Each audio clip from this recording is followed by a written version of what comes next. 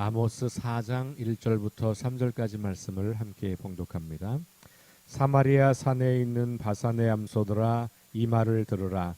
너희는 힘없는 자를 학대하며 가난한 자를 압제하며 가장에게 이르기를 술을 가져다가 우리로 마시게 하라 하는도다.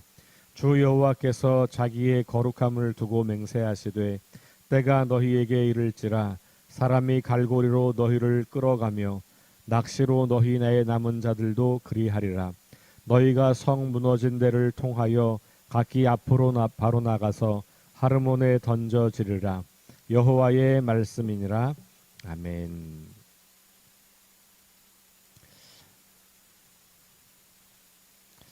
사장 전체는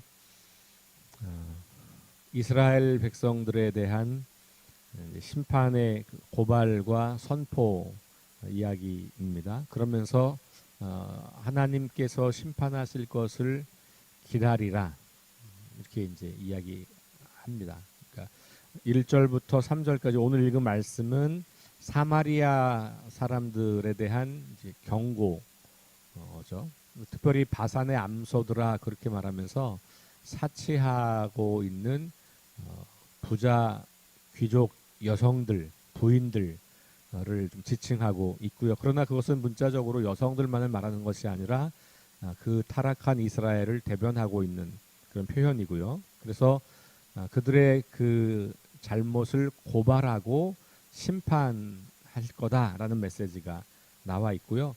4절부터 11절까지는 그런 하나님께서 경고의 말씀을 여러 차례 오랫동안 해왔지만 듣지 않았다. 이스라엘은 듣지 않았다. 그런 이제 과정을 쭉 이야기합니다. 그리고 나서 12절부터 13절에 다시 심판을 선포하면서 하나님 만나기를 준비하라, 이렇게 이야기하고 있는 그런, 크게 보면 그렇게 세 단락으로 나누어질 수가 있겠고요. 오늘 읽은 말씀은 다른 표현으로 말하면 이스라엘 백성들의 죄를 고발한다, 뭐 이렇게 볼 수도 있겠습니다. 특별히 1절 말씀 보니까 가난한 사람들을 억압하고 빈궁한 사람들을 짓밟는 자들아, 저희 남편들에게 마실 술을 가져오라고 조르는 자들아, 뭐 이렇게 이제 표현을 하고 있습니다. 그러니까 가난한 사람들을 짓밟으면서 자기들은 풍요를 즐기고 있는, 향락을 즐기고 있는 그런 바산의 암소들, 이렇게 이제 표현하고 있습니다. 바산의 암소라고 하는 말은 풍요의 상징이에요. 그러니까 이제 관용적 표현이죠. 바산이라고 하는 지역은 굉장히 기름진 지역이에요. 그러니까 가나안 이 땅 중에서 요단의 동편, 특별히 그 위에 갈릴리 호수의 동편이니까 약간 북동쪽이죠. 그쪽에 있는 지역이고, 성경에 보면 상수리 나무 숲이 굉장히 울창해서 뭐 성전 공사를 하거나 뭘 할 때 거기 바산에 있는 상수리 나무를 가져다가 한다, 이런 표현들이 등장하고요. 또 가축들을 잘 키울 수 있는 조건이 환경되어 갖춰져 있죠. 그러니까 목초지가 굉장히 넓고, 그러니까 거기에 양이라든지 염소라든지 소라든지 이런 것들을 잘 키울 수 있는 곳입니다. 그래서 뭐 이사야나 에스겔, 신명기나 시편 이런 말씀들에 보면 그런 표현들이 등장하죠. 그래서 울창한 상수리 나무 숲이로 이루어져 있고, 또 넓은 초장이 있는 지역도 있고, 거기에서 여러 짐승들을 목축하는 그런 곳. 그러니까 이스라엘 백성들 이 시대에는 바산 그러면 되게 풍요로운 곳, 거기에 바산의 암소 그러면 거기에서 풀을 잘 뜯어먹고 살이 잘 찐 그런 거니까 풍요를 의미합니다. 번영, 풍요, 이런 거죠.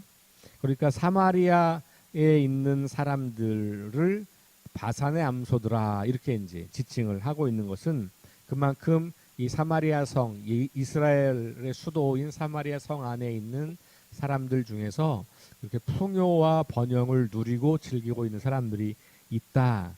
그런 사람들을 향하여서 지금 이제 말을 하고 있는 것이죠. 사실 우리는 다 풍요를 꿈꾸지 않습니까? 잘 먹고 잘 살고 싶어 하잖아요. 그게 잘못은 아니죠.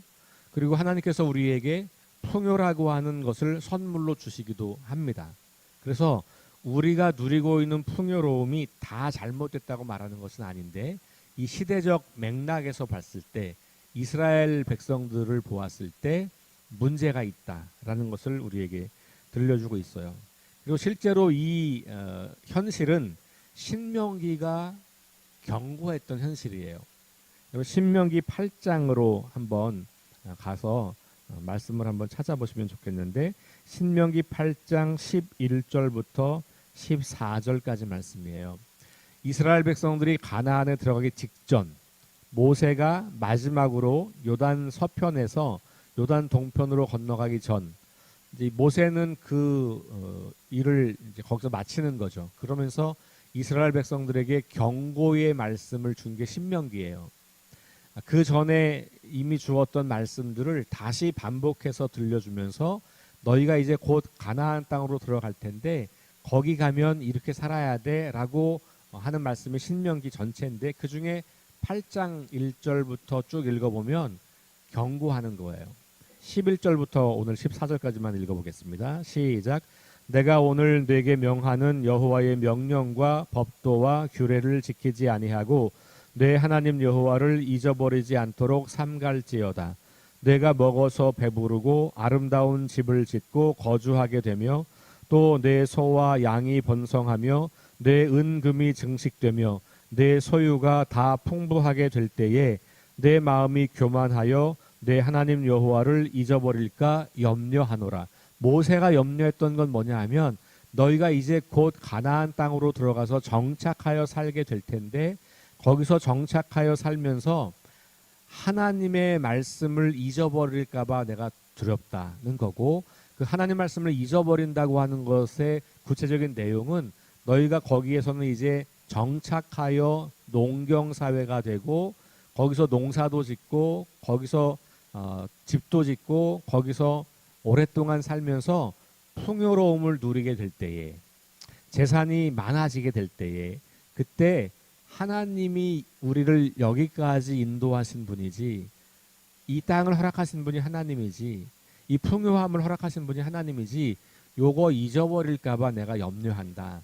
이 염려가 실제가 된 것이 바로 아모스 시대. 그래서 아모스는 그 말씀을 하고 있는 거예요.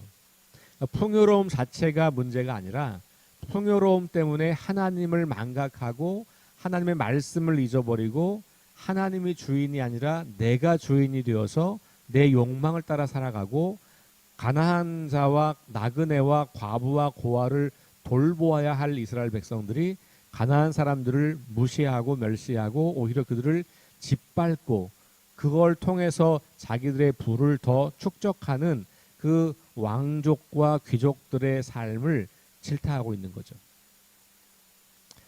지금 북이스라엘은 신명기의 경고를 무시하고 하나님을 잊었다라고 볼 수 있어요. 하나님의 명령과 법도와 규례를 따라서 삶을 사는 것이 아니라 자기들이 주인 되어서 가난한 사람들을 억압하고 빈궁한 사람들을 짓밟고 술을 즐기며 술에 취하여 쾌락을 즐기고 있는 그런 사람들의 모습을 보여주고 있어요. 그 나라가 부패하게 되면 보통은 이렇게 가진 자들의 사치와 쾌락, 그리고 오늘까지도 그런 것들을 대변하는 것 중에 하나는 그 여인들의 사치와 쾌락, 이런 것들이 지금 우리 사회에서도 그런 게 많이 나오잖아요. 그러니까 이런 것들, 그러니까 그게 단순히 그 여인들의 문제가 아니라 그 사회의 부패함을 우리에게 고발하고 있는 것이죠. 자, 그리고 나서 2절과 3절로 넘어가서 심판을 외치는 겁니다. 하나님께서 심판을 외치실 때 여기 표현에 아주 중요한 표현이 있는데, 하나님의 거룩하심을 두고 맹세한다, 이렇게 표현이 나와 있어요. 2절 말씀 보시면 하나님께서 자신의 거룩함, 당신의 거룩함을 두고 맹세하신다. 보통 성경에서 보면 하나님께서 심판할 때, 하나님께서 이렇게 자신께서 이렇게 맹세를 할 때 야곱의 영광을 앞두고, 혹은 자신의 이름을 두고, 혹은 능력의 팔로 뭐 자기를 두고 맹세하는 거죠. 그러니까 여기 거룩하심은 결국은 하나님이 당신 자신을 두고 맹세하는 거니까 이 말은 뭐냐면 이 심판은 확실하다 이런 말이에요. 하나님이 자기의 이름을 두고 자기 존재를 두고 맹세한다는 말은 이거 반드시 이룰 거다 이런 말이거든요. 우리도 맹세할 때 강조하려면 내가 뭘 걸고 맹세할 때가 있잖아요. 우리는 이제 신체의 일부를 가지고 하잖아요. 내 손가락에 장을 지을 거다 뭐 이렇게 말하는 거죠. 근데 그게 뭐냐면 이거 분명하다, 확실하다, 절대로 돌이킬 수 없다 뭐 이런 표현이잖아요. 그러니까 하나님께서 매우 강력하게 내가 너희를 심판할 거야라고 하는 표현을 하고 있는 거죠. 더군다나 근데 여기에 다른 단어가 아니라 거룩함을 두고라고 했다면 거룩함의 반대가 뭐죠? 그게 바로 죄라고 하는 거잖아요. 이스라엘 백성들의 죄악을 고발하면서 너희가 하나님을 닮아서 하나님과 같이 거룩한 존재가 돼야 하는데 그 거룩을 훼손했기 때문에 그 거룩을 훼손한 방법이 뭐냐면 가난한 자를 압제하고 풍요로움 때문에 하나님을 망각하고 자기들의 쾌락을 쫓아 사는 삶, 그것이 바로 하나님의 거룩함을 외면하고 자기들 마음대로 살아가는 것. 그러니 하나님은 그 거룩함을 두고 맹세하는 거죠. 의도적으로 이 단어를 쓰고 있다고 보여집니다. 그러면서 하시는 말씀이 이제 낚시 바늘에 생선이 물고기가 걸리는 것 같은 느낌, 뭐 갈고리로 꿰은다 이런 표현이 나오잖아요. 그러니까 이 말은 뭐냐면 도망갈 수 없다 이런 말이고, 또 실제로는 고대 사회에서 특별히 이스라엘 백성들이 살고 있던 이 당시에 제국들이 한 나라를 침략해서 그 백성들을 포로로 끌고 갈 때 그렇게 입이나 어디 몸에 갈고리를 끼워서 도망가지 못하게 그렇게 이제 실제로 포로를 잡아갈 때 그런 모습을 했다는 거죠. 그러니까 이 표현은 비유적인 표현이기도 하지만 어찌 보면 실제로 포로로 잡혀가는 것에 대한 묘사이기도 하다라는 거예요. 그러니까 북이스라엘 백성들이 그렇게 포로로 잡혀간다. 하나님의 심판에 의해서 강대국이 너희들에게 와서 너희의 성을 무너뜨리고 너희를 포로로 잡아갈 거다. 이런 이야기를 하고 있는 거고요. 3절에 보니까 무너진 그 성 밖으로 나오는데 그 나오게 되는 것이 하르몬으로 가는 것에 불과하다. 뭐 이런 표현이거든요. 이거 무슨 얘기냐면 이 사마리아 성이 무너지기 시작하면 균열이 생길 수 있잖아요. 그러면 살려고 그쪽으로 도망 나갔는데 결국은 가는 곳이 하르몬이다. 이 하르몬은 사실은 분명하진 않아요. 다른 곳에 참고할 만한 본문이 없어요. 그래서 학자들은 몇 가지로 추측을 하는데 첫 번째는 요게 다메섹 바깥에 위쪽에 있는 헤르몬 산의 그 발음을 조금 다르게 한 것일 거다.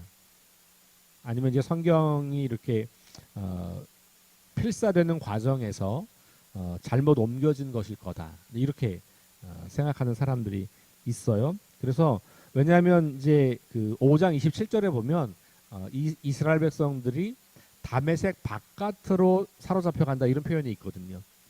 그러니까 다메섹은 저 북쪽에 있는 거고 북쪽은 그러니까 북이스라엘의 북쪽에 다메섹이 있잖아요. 그러니까 그 바깥으로니까 아마 그러면 이게 헤르몬 산일 거다라고 이제 추측을 하는 사람들이 있는 거고요. 어떤 사람들은 그냥 그 의미를 따져서 쓰레기 더미라고 이해를 해요. 그러니까 쓰레기 더미에 처박힌다라고 하는 표현으로 볼 수가 있겠고, 그 이야기는 그 쓰레기 더미는 보통은 성이 있고 이 성 외곽에 시체들을 버리거나 오물을 버리는 쓰레기 처리하는 혹은 거기에 시체를 막 그냥 버리는 그 땅이 따로 있거든요. 그런 곳을 말하는 거다. 그러니까 이스라엘 백성들이 이 사마리아 성에서 도망쳐 나오지만 결국은 시체들이 쌓여 있는 그 땅으로 갈 거다. 그 말은 가서 죽게 될 거다. 살 수 없다. 이런 말이에요. 그러니까 결국 하나님의 이 심판 때문에 견딜 수가 없을 거다라고 하는 이야기를 하고 있다라는 것이죠. 세 번역으로 읽으면 그 성벽의 틈이라고 번역을 했는데요. 이 틈이라고 하는 단어로 또 생각하는 사람들은 이 지진과 관련된 것일 수도 있겠다. 하나님의 심판이 외부의 군인들이 들어와서 포로로 잡아가는 것과 동시에 큰 지진이 나서 실제로 아모스를 시작할 때 지진 나기 2년 전 이런 표현이 있잖아요. 그러니까 이 아모스가 활동하던 시대에 이 이스라엘에 굉장히 큰 지진이 있었던 것이 알려져 있는데 아마도 그런 큰 지진에 의해서 균열이 생기고 틈이 생기면 그 사이로 도망가려고 하다가 그렇게 이제 쓰레기 더미 다시 말하면 살아갈 수 없는 그런 곳으로 가게 된다. 뭐 이렇게 해석하는 분들도 있습니다. 결론은 여러 가지 해석의 다양성이 있지만 핵심은 도망갈 데가 없다. 하나님의 심판을 피할 수가 없다. 심판의 날에 살아보려고 발버둥을 쳐도 결국 그럴 수 없다라는 이야기를 하고 있는 것이죠. 자, 그러면 오늘 이 짧은 말씀을 통해서 우리가 오늘 우리 시대에 이 말씀을 어떻게 적용할 수 있을까 고민할 필요가 있겠죠. 특별히 풍요로움에 대한 이야기를 생각해 볼 수가 있어요. 지금이야말로 우리 정말 풍요로운 시대잖아요. 우리가 뭐 엄청난 재산가가 아니고 이게 뭐 이런 재력가가 아니라고 하더라도 지금 우리 한국 사회는 굉장히 풍요로운 사회, 선진국 경제적으로는 이미 선진국의 삶을 살고 있고 수많은 외국인들이 한국에 와서 너무 좋다고 이야기하고 한국에 살고 있는 외국인들도 너무 만족도가 높고 풍요로움 속에 살고 있죠. 그런데 그 풍요로움 뒤편에 가난한 자들의 눈물과 탄식과 고통이 있다는 것을 우리가 기억할 필요가 있겠습니다. 그것이 내가 개인적으로 그런 게 한 게 아니라 할지라도 우리 사회 구조적으로도 그런 것이 있을 수가 있다는 것을 기억해 볼 필요가 있습니다. 그렇다면 내가 누리는 풍요가 혹시 그것 때문에 누군가가 고통당하고 있고 누군가의 고통을 바탕으로 내가 풍요로움을 누리는 것을 추구하고 있는 것은 아닌가? 이런 여러 가지 복잡한 생각들을 좀 해볼 수가 있어요. 조금 구체적인 예를 들어보자면 이런 겁니다. 내가 집을 2채 이상을 가지고 있어서 나는 풍요로워요. 그리고 내가 그걸 통해서 재물을 얻을 수도 있고 내 재산이 증식될 수도 있어요. 재테크라고 하는 아주 좋은 표현으로 우리가 그런 걸 할 수 있잖아요. 그런데 우리 사회를 바라봤을 때 누군가는 집을 구하기가 너무 어려운 세상이다. 그래서 그것 때문에 결혼도 못하고 그것 때문에 늘 불안하고 이런 사람들이 많아진다. 그리고 우리 그리스도인들에게는 내가 누리는 풍요가 누군가의 고통 속에 있다는 거예요. 그러면 내가 이 2채 이상의 집을 어떻게 사용할 건가? 이걸로 내가 풍요로움을 누리는 것을 어느 만큼 할 건가? 그 기준은 없어요. 각자가 다 기준을 잡는 거지만 그런 것에 대해서 민감하게 생각하는 거예요. 내가 버는 수익이 누군가가 쫄딱 망해야 된다. 주식 같은 게 대표적인 거잖아요. 그럼 내가 그 주식을 가지고 재산을 증식하는 것을 과연 어디까지 할 건가? 이거 우리가 고민해 봐야 될 필요가 있는 거죠. 누군가가 주식이 대박 나면 누군가는 쫄딱 망하는 거잖아요. 그러니까 구조적으로 그런 사회 속에 우리는 살고 있는 거거든요. 그렇다고 주식을 하지 말라 이런 말은 아니지만 그걸 하면서 내가 어떻게 균형을 잡을까? 그리고 이 내가 얻는 풍요, 내가 누리는 풍요 속에 혹시 나도 모르는 사이에 많은 사람들의 눈물과 탄식을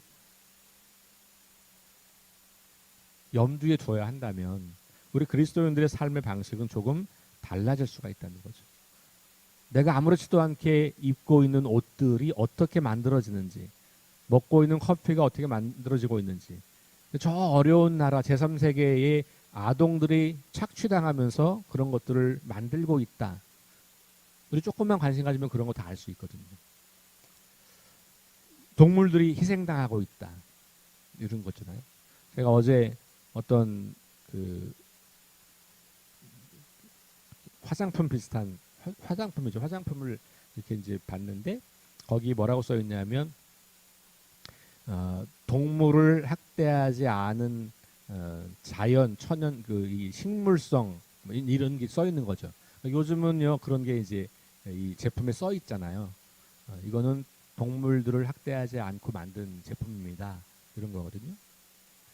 그러니까 그런 거예요. 그러니까 우리가 살아가는 풍요, 우리가 누리는 풍요, 우리가 추구하는 풍요가 과연 괜찮은 건가라고 하는 질문을 하는 거죠.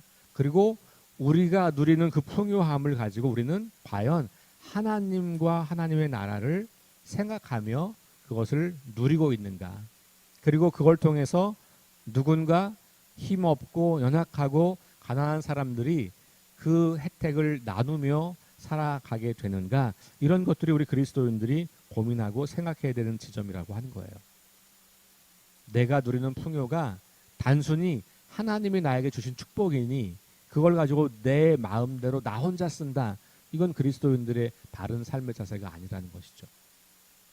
우리가 풍요를 바라고 기대하고 또 살아가다 보면 하나님께서 우리에게 풍요를 선물로 허락하실 때도 많이 있지만 그것 때문에 우리의 마음이 거기에 빼앗겨서 하나님을 잊어버리고 하나님의 마음을 잊어버리고 하나님이 사랑하는 대상들을 잊어버리기 시작한다면 그것은 위험하다라고 하는 거예요. 우리 바울 선생님도 그래서 부자가 되는 것의 위험성, 돈을 사랑하는 것의 위험성에 대해서 말씀하셨잖아요. 우리가 디모데후서, 디도서 이런 성경 볼 때 그런 게 나왔었잖아요. 우리 그리스도인들에게 중요한 것은 풍요가 아니라 이 풍요를 내가 어떻게 누릴 거냐. 이 풍요를 누리면서 우리는 여전히 어떻게 하나님 앞에 신실할 거냐. 하나님이 지금도 하고 계시는 그 일에 이 풍요를 어떻게 사용할 것이냐. 이것이 우리에게 늘 숙제이고 고민이어야 한다는 것을 오늘 말씀은 우리에게 들려주고 있습니다. 이스라엘 백성들의 이 사회적 불의, 가난한 자를 억압하면서도 자기들의 풍요와 사치를 쾌락을 추구하던 그 삶을 하나님 심판하신다고 하는 이 말씀 앞에 우리가 두렵고 떨리는 마음으로 우리의 풍요를 추구하는 삶의 모습, 풍요를 누리는 모습을 한번 돌아보며 새로운 삶을 결단하는 그런 시간 될 수 있기를 주의 이름으로 축원합니다. 우리 함께 기도하겠습니다. 하나님 감사합니다. 이스라엘 사람들을 향하여서 바산의 암소들아 그렇게 부르면서 가난한 자들을 짓밟고 억누르면서 쾌락을 누리면서 살아가는 그 삶에 대해서 고발하고 그것 때문에 하나님께서 이스라엘을 심판하시겠다고 그렇게 말씀하시는 이야기가 오늘 우리에게 어떻게 다가오는지 우리가 묵상하고 고민하고 또 우리의 삶의 자세와 방향을 점검해 봅니다. 하나님께서 우리에게 풍요로움을 선물로 주시는데 우리가 그것을 마치 내가 노력해서 얻은 것처럼 나의 힘으로만 얻은 것처럼 내 것이니 내 마음대로 쓰는 게 무엇가 문제냐고 말하며 자신의 욕망만을 위해서 자신의 가족들만을 위해서 쓰고 특별히 오늘 이 시대에 우리가 풍요로움을 누릴 때마다 그 뒤편에서 눈물 짓는 사람들이 있다는 것을 무시하고 외면하며 그렇게 우리는 살아왔던 것을 기억해 봅니다. 주님 앞에 그 연약한 모습들을 내어놓고 우리가 가지고 있는 것들을 어떻게 사용해야 할지 우리가 하나님으로부터 받은 그 복을 어떻게 누려야 할지 고민하며 생각하는 시간을 갖게 하시니 감사합니다. 우리의 생각, 우리의 가치, 우리의 삶의 방향이 하나님이 기뻐하시는 방향으로 하나님을 하나님으로 인정하며 하나님을 경외하는 방식으로 잘 훈련되고 이어져 갈 수 있도록 우리를 붙잡아 주옵소서. 예수님 이름으로 기도합니다. 아멘. 우리 6가지 기도 제목 가지고 합심해서 기도하시고 개인 기도하고 돌아가겠습니다.